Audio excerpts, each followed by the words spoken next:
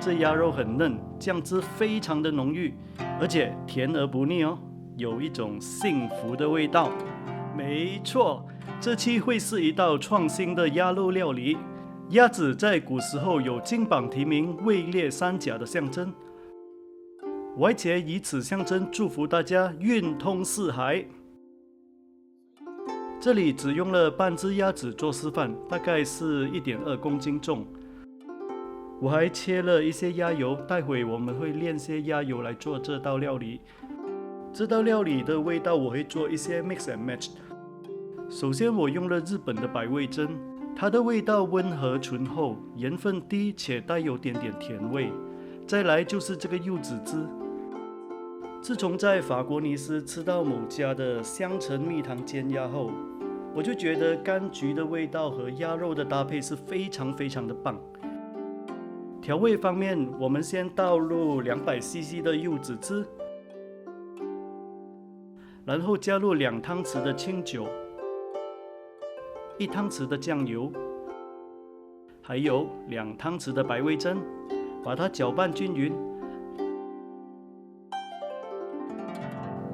接着再把调配好的酱汁倒入鸭肉里，稍微的抓一抓，然后让它腌制1个小时。配料方面也是很简单，就用了一些洋葱。这个红洋葱的味道有带点点的微辣，比较适合来自南洋的我。还有就是一些胡萝卜，可以让这道料理增添一点点蔬菜的底味。先把洋葱切成4小块，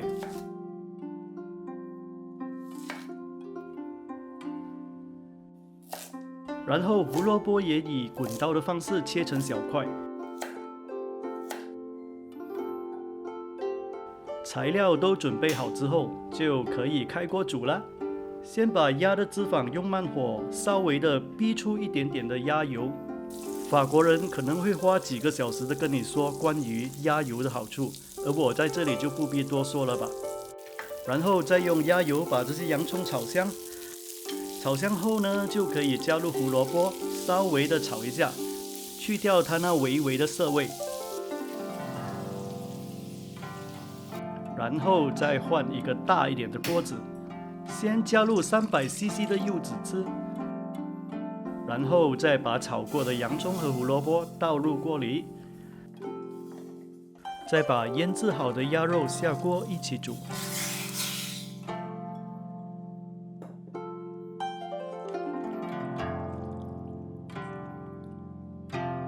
加1颗敲碎的八角，增加一点香气。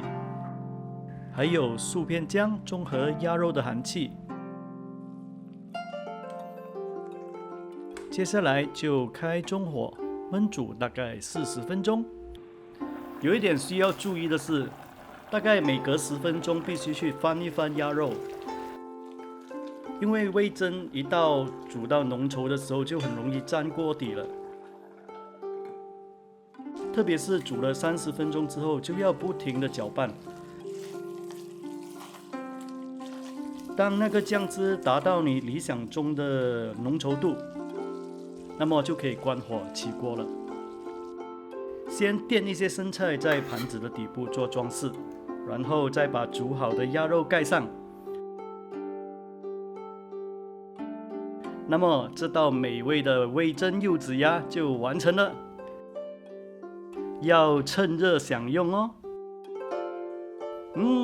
这鸭肉很嫩，酱汁非常的浓郁，而且甜而不腻哦，有一种幸福的味道。想看更多歪茄的料理，就记得关注歪茄的频道哦。谢谢收看，约定你下期见，拜拜。